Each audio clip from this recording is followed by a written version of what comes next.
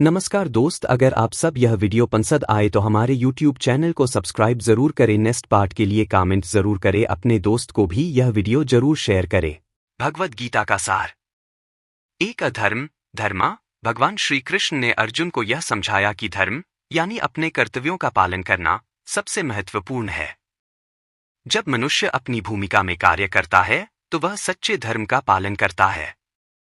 2. निष्काम कर्म selfless action. Shri Krishna ने अर्जुन से कहा कि व्यक्ति को अपने कर्मों का फल भगवान पर छोड़कर निस्वार्थ भाव से करना चाहिए। वह यह भी बताते हैं कि कर्म के प्रति आसक्ति से मुक्त होने के बाद ही आत्मा मुक्ति प्राप्त करती है। 3. भक्ति योग path of devotion. Shri Krishna ने भक्ति के मार्ग को सबसे सरल और प्रभावी उपाय बताया। एक व्यक्ति को भगवान में पूर्ण श्रद्धा और विश्वास रखना चाहिए। 4. ज्ञान योग पाथ ऑफ नॉलेज। ज्ञान के माध्यम से आत्मज्ञान प्राप्त करना और अपने असली स्वरूप को पहचानना भी गीता का एक महत्वपूर्ण संदेश है। आत्मा शाश्वत है और शरीर नश्वर है।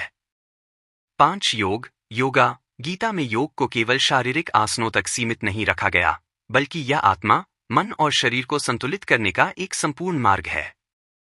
भगवान कृष्ण ने योग के विभिन्न पहलुओं जैसे ध्यान योग, कर्म योग, भक्ति योग आदि का वर्णन किया। 6. संसार और माया world and illusion. Shri Krishna ने अर्जुन को यह समझाया कि संसार और इसमें बंधन माया है। सच्चा सुख आत्मा की मुक्ति में है, न कि भौतिक वस्तुओं में। 7. आत्मा का अविनाशी स्वभाव द एटर्नल सोल। गीता में भगवान श्री कृष्ण ने यह भी बताया कि आत्मा अविनाशी है, वह कभी पैदा नहीं होती और न कभी मरती है। केवल शरीर नष्ट होता है, आत्मा शाश्वत रहती है। 8. संतुलित जीवन बैलेंस्ड लाइफ। गीता में श्री कृष्ण ने संतुलित जीवन जीने की आवश्यकता पर बल दिया।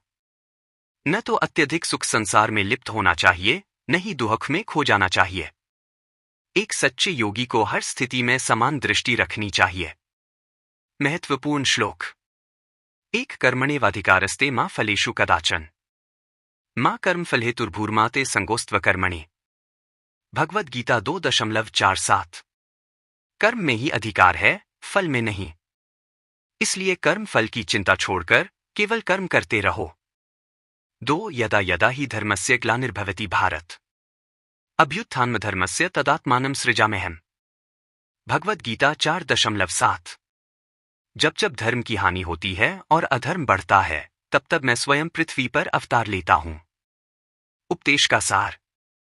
भगवान श्री कृष्ण ने अर्जुन को यह सिखाया कि जीवन में संकट और कठिनाइयों का सामना करना सामान्य है, लेकिन हमें अपने कर्तव्यों का पालन करते हुए बिना किसी डर या लोभ के कार्य करते रहना चाहिए।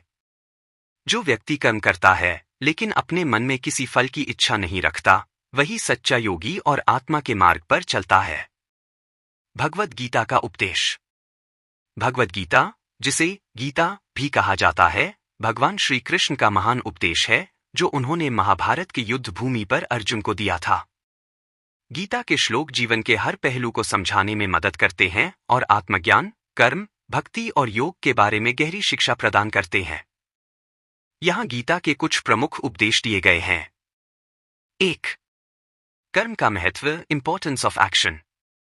भगवान श्री कृष्ण ने अर्जुन से कहा कि कर्म ही जीवन का सार है। हमें अपने कर्तव्यों का पालन करना चाहिए, लेकिन बिना किसी फल की इच्छा के। श्लोक। कर्मण्येवाधिकारस्ते मा फलेषु कदाचन मा कर्मफलहेतुर्भूर्माते संगोस्त्व कर्मणि। 2.47। अर्थ। आपका अधिकार केवल कर्म करने में है, उसके परिणाम में नहीं। इसलिए कर्म का फल भगवान पर छोड़कर निस्वार्थ भाव से कर्म करते रहें। 2. निष्काम कर्म सेल्फलेस एक्शन। कर्म को निष्काम भाव से करना चाहिए, यानी बिना किसी व्यक्तिगत लाभ की भावना के। यह मनुष्य को मानसिक शांति और संतुलन प्रदान करता है। श्लोक। नियतं कुरु कर्म त्वं कर्म ज्यायो ह्यकर्मण शरीर वामनोभिर्यत कर्म प्रारभते नर। 3.8। अर्थ। तुम्हें अपने कर्तव्यों को निष्ठा से करना चाहिए, क्योंकि निष्क्रियता से अधिक महत्वपूर्ण कर्म है। 3. भक्ति का मार्ग द पाथ ऑफ डिवोशन। भगवान श्री कृष्ण ने भक्ति के मार्ग को सबसे सरल और प्रभावशाली तरीका बताया। किसी भी कठिनाई या समस्या के समय भगवान के प्रति अपनी भक्ति में विश्वास रखना चाहिए। श्लोक। मन्मना भव मद्भक्तो मद्याजी मां नमस्कुरु। मामे वैश्यसी सत्यन्ते प्रत्याणि न संशय 9.34। अर्थ। मुझे अपने हृदय में बैठाकर मेरी भक्ति करो, मेरी पूजा करो और मुझसे प्रार्थना करो। तुम मुझसे जुड़ जाओगे, इसमें कोई संदेह नहीं है। 4. ज्ञान का महत्व, इंपॉर्टेंस ऑफ नॉलेज। ज्ञान आत्मा के असली स्वरूप को पहचानने का साधन है। व्यक्ति को अपनी असली पहचान को समझने और संसार के भ्रम से बाहर निकलने के लिए ज्ञान अर्जित करना चाहिए। श्लोक। न हि देहभृता शक्यं त्यक्तुं कर्माण्यशेषतः यस्तु कर्मफलत्यागी सत्यागीत्यभिधीयते 18.11। अर्थ। जो व्यक्ति अपने कर्मों का फल त्याग देता है वह सच्चा त्यागी कहलाता है। कर्म करने से मुक्त होने के लिए आत्मज्ञान और सही मार्गदर्शन आवश्यक है। 5. आत्मा का अविनाशी स्वभाव, eternal nature of the soul. भगवान श्री कृष्ण ने बताया कि आत्मा कभी नहीं मरती, यह शाश्वत है। आत्मा केवल शरीर से निकलकर एक नए शरीर में प्रवेश करती है, इसलिए मृत्यु से डरने की आवश्यकता नहीं है। श्लोक। नैनं छिन्दन्ति शस्त्राणि नैन दहति पावक न चेन क्लेद्यन्त्यापो न शोष्यति मारुत 2.23। अर्थ। आत्मा न तो शस्त्रों से कटती है, न आग से जलती है, न जल से गीली होती है और न हवा से सुखाई जाती है। आत्मा नश्वर नहीं है। 6. समत्व, इक्वानिमिटी। भगवान श्री कृष्ण ने अर्जुन से कहा कि व्यक्ति को जीवन में आने वाली परिस्थितियों में समता बनाए रखनी चाहिए, चाहे वह सुख हो या दुख, सम्मान हो या अपमान। संतुलित दृष्टिकोण से जीवन में शांति और सफलता मिलती है। श्लोक। योगस्थ कुरु कर्माणि संगं त्यक्त्वा धनंजय सिद्ध्य सिद्धियो समो भूत्वा समत्वम योग उच्यते 2.48। अर्थ। योग में स्थित होकर अपने कर्मों को करो और परिणाम की चिंता किए बिना सफलता और असफलता दोनों में समान रूप से स्थिति बनाए रखो। यह ही सच्चा योग है। 7. माया का विवेक, अंडरस्टैंडिंग इल्यूजन। श्री कृष्ण ने बताया कि संसार और इसके भौतिक सुख मायाजाल हैं। असली सुख आत्मा की मुक्ति और भगवान के साथ एकता में है, न कि भौतिक पदार्थों में। श्लोक। दैवी हेषा गुणमयी ममाया दुरत्यया मामेव ये प्रपद्यन्ते मायामिता तरन्ति ते 7.14।